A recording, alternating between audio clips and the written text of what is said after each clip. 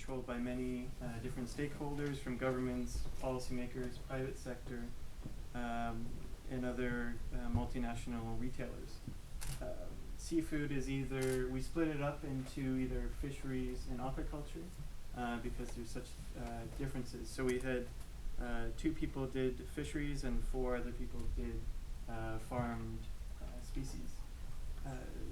So on the fishery side of it, safety and quality can be affected by industrial traditional vessels or boats, fishing gear, methods, illegal fishing, water pollution.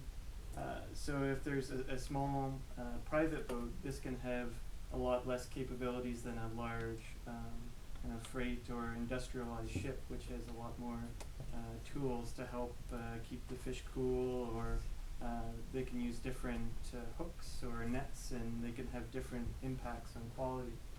In terms of illegal fishing, this is a huge problem.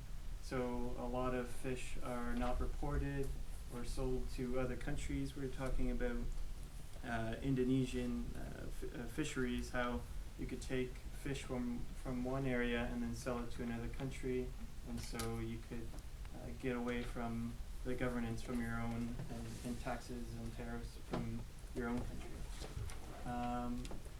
But there are a lot of programs set up, certification programs such as the Marine Stewardship Council, or MSC. You'll probably see it on lots of your canned tuna and other fish packages in the grocery store, and also a larger one called the International Council for Exploration of the Sea.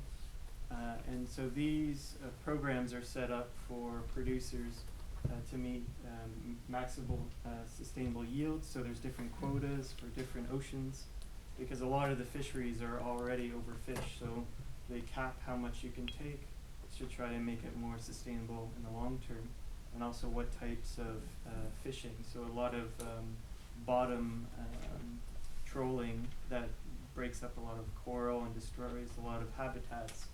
There's been larger and larger bans on these. So these programs are set up to help the long-term sustainability. In terms of aquaculture, quality and safety can be affected by feed, brood stock, water quality, husbandry practices, farm types, stocking density, veterinary care, and farm location. So I'm a PhD student here at SLU, and I work in fish nutrition. So feed is very important to me, at least. And so I'm using alternative ingredients to fish meal, such as yeast. So it doesn't really make sense to take fish from the ocean and feed them to farm fish, because we're not producing more sustainable food. So what I do is take microorganisms or plant sources and try to use that as a sustainable alternative. But these can impact quality and safety. It could change the amino acid or fatty acid profile of the fish. And also, if we're testing a lot of these novel ingredients, we don't know their effect on fish health and safety. Brood stock, so Atlantic salmon and trout and tilapia have been farmed for more than 100 years. So a lot of these genetic lines have already been cultivated so much that they are very high quality. But for other species that aren't farmed very much, you can have differences in quality, and they may not do well in tanks or ponds or cages. So that can impact quality. Veterinary care, so in Norway and Canada and the US, we have quite large vaccination programs, and so this might not be available to maybe some low income countries, because this takes a huge system and a high amount of government involvement to have these vaccination programs, and also antibiotic use can also be a factor. There's been a lot of reduction of antibiotics because of societal indifferences, and also it's very expensive, and antibiotic resistance issues as well. And like I was saying, regional differences. In Asia, I think they produce over 75% of farm fish. So it's not really a huge player in US, Canada, and Europe. So we have to really depend on the government systems in other countries, so they're producing a safe product. So that might be a little difficult if we're here in Europe and we're importing a lot of fish from Asia and we don't know where it's coming from or if it's good quality. We're kind of up in the air. So yeah, that's it for production. Okay. This is processing. Okay. As everyone know, the food, seafood products is various.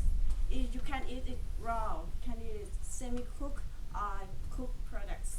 So it's easily to contaminated by bacteria on its skin or the organ. So I think it is a critical control point in food safety and food quality aspect. Okay. There is difference between high income country and low income country. In high income country, there's a strong regulation in processing plant, just like obligatory or voluntary standards, just like ISO, HACCP, kosher, halal, something, EFSA, yeah, in Europe, I think. But for the low income country, just like Thailand, we have a big factory, big plant, which is have improved the regulation and voluntary standard to the production. But for the smaller plant, the regulation or the standard is not fully improved. Some plants have only follow the regulation when the auditor comes up and check, and when she go, okay, we can do anything. Yeah, something like that. I think it's poor governance that we have to improve it. Okay, and what is this else? Okay, I think the most crisis in the processing is about the difference in cultural and the knowledge of the people in each region, in each country. And okay, it's hard to fix it, but you have to you have a challenge to fix. Okay. Well, thank you. We move on the marketing and the transport of the global seafood products. As we know, and from the previous discussion also, that marketing and transport is a very important step in including in the seafood value chain. And from our information, there's more than 150 million global fisheries production or seafood production in the world. More than 30% is distributed or transported globally. And so that's a big challenge in the global markets. And if we talk about transport and marketing, there are big issues. The big difference between the developed country and developing countries in terms of infrastructure. As we know, that seafood product is a very highly perishable product that is very easy to deteriorate it and then very fast to spoil it. That's why the implementation of cold chain system is very important. And this is the big issue between the developed countries and developing countries based on our experience. As for example, we have problem in the lack of the ice, especially in the remote areas where ice is very limited and very expensive, and also limited a number of cold storage, which is important to keep the quality and the safety of the fish in the long periods. And in the global market, fish are mostly marketed or transported in the form of frozen, more than 50% in the frozen, and then the rest in the processed and then the fresh form. That's why cold chain system is important in in terms of quality, safety, and security of this product. And the other issue concerning marketing and transport in the difference between a big retailer or reseller with the small retailer. That's for the big retailer, they have no problem with the facilities in maintaining the quality of these products, but for the small retailer, yeah, they have limited facilities. They just sell in the traditional market with very limited facilities of cold chain system that also affect the safety and the quality of the product. And since the seafood is globally also more commercialized, that also the big issue between the local and small company that operate in this fisheries industry in order to compete with the big industry or even multinational industry. So normally the bigger industry become bigger and bigger, and then smaller industry, because they could compete because of the high cost of the production, and then they become lower and lower. That's also the big issue in developed countries. I think that's all the issue concerning transport and marketing, and we move on the consumption issue. I see we are running out of time here, so, and I guess you're all hungry as I am, so I'll keep it short. I try. When it comes to consumption, except from storing it properly and as recommended, the mode of consumption, if it's cooked, smoked, eaten raw, or what it is the main way for the consumer to control the food safety and quality.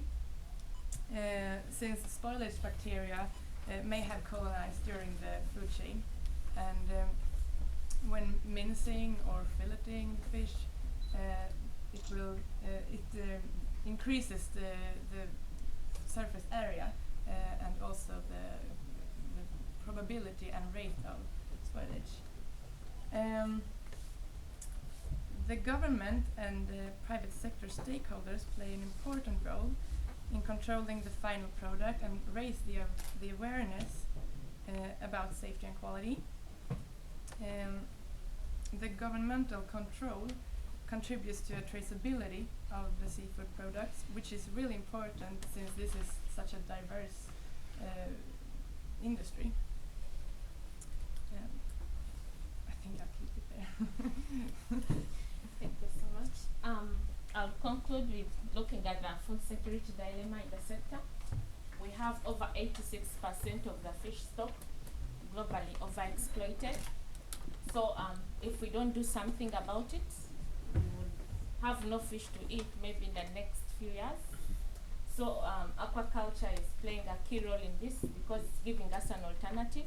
Instead of depending on the wild fishery, we could always farm our own fish, and the only thing we have to look at is we have to look at it in a sustainable way. Most of the dilemmas we saw, the first one is the climate change that is increasing the temperatures in the water bodies. This is killing off the fish. There is a lot of salinity, which is also not good for the fish. We have sea level elevation, ocean acidification. All these things severely affect our fish. On top of that, they are affecting the whole industry as a whole globally. So we need stronger policy and regulatory requirements. Even in the farmed fish, we need to do the right things so that we can keep our stock at the maximum levels where it can feed us sustainably, as we also look for the future generations that have not yet been born. Thank you so much for your attention.